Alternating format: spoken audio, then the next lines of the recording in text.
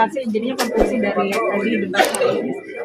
Sebenarnya ini tidak harus ada konklusi ya. Ini hanya sebuah diskursus untuk masyarakat untuk lebih memahami lagi soal hak cipta. Tidak perlu ada kesesuaian, tidak perlu ada sepakat untuk sepakat. Bisa juga sepakat untuk tidak saling menyetujui, gitu. Ini menurut saya ya, karena menurut Mas Biu.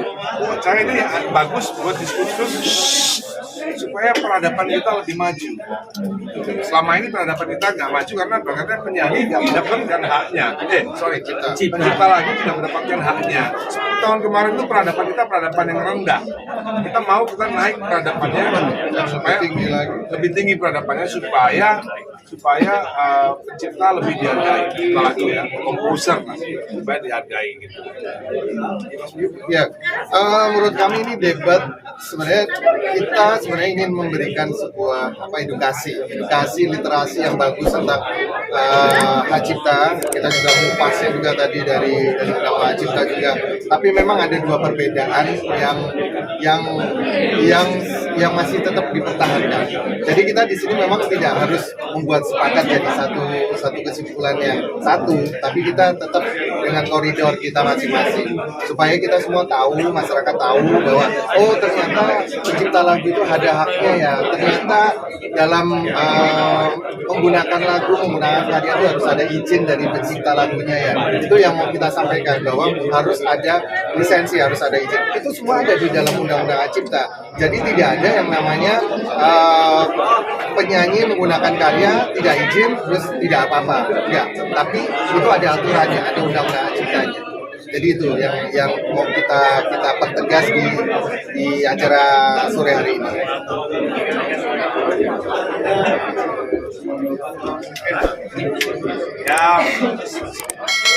Ya kita lihat nanti minggu depan ya, kan alasan mereka kemarin alasannya undangannya tidak resmi ya. Karena visi sendiri bukan organisasi yang resmi ya, sebenarnya resmi di hari Rabu ya, kemarin kita kirimkan harusnya bisa aja sebenarnya. Jadi nggak perlu kasih alasan undangan resminya. Makanya itu hari ini kita sudah berikan undangan resmi itu tanggal 17. Kita hamil di tempat yang sama. Semoga hasil yang lebih tinggi dari sekarang dan semoga mereka juga bisa datang. Supaya mereka juga paham. Dan diskusi itu kan perdebatan diskusi kan minimal saling tukar informasi kan. Kalau misalnya apa yang saya ucapkan tidak ada dasarnya, mereka bisa tolak. Kalau saya kasihkan seperti saya tadi kasih tambahan kepada Bang Kadri bahwa yang diceritakan masih belum 100%, saya tambahin bahwa sebenarnya LMK itu bahwa sebenarnya LMK itu domainnya bukan konser, karena konser itu bukan ranah daripada label, karena LMK ini yang buat label.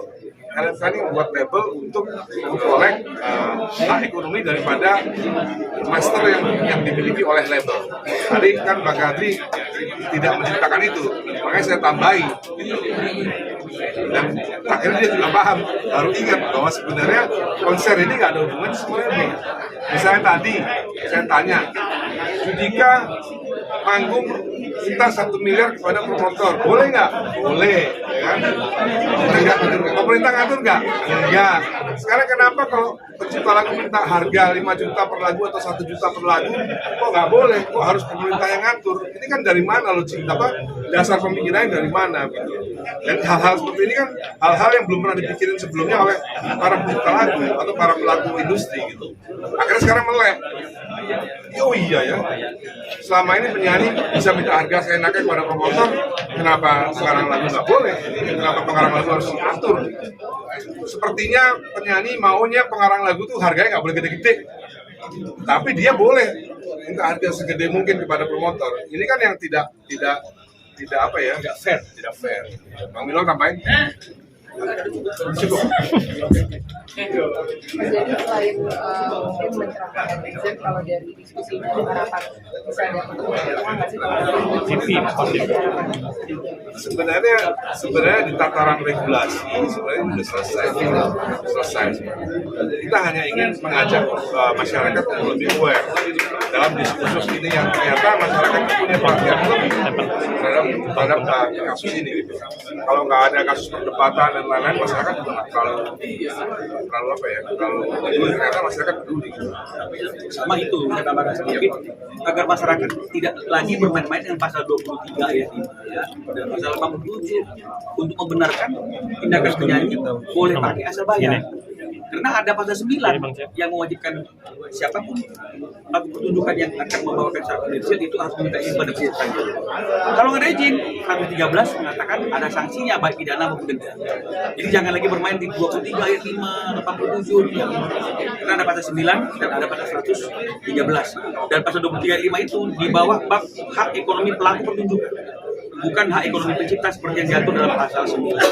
Ya, jadi saya kira seperti itu yang harus digarisbawahi. Jadi jangan netizen kembali ke 23 ayat 5, 87, jangan. 23 ayat 5 itu untuk domain layanan masyarakat.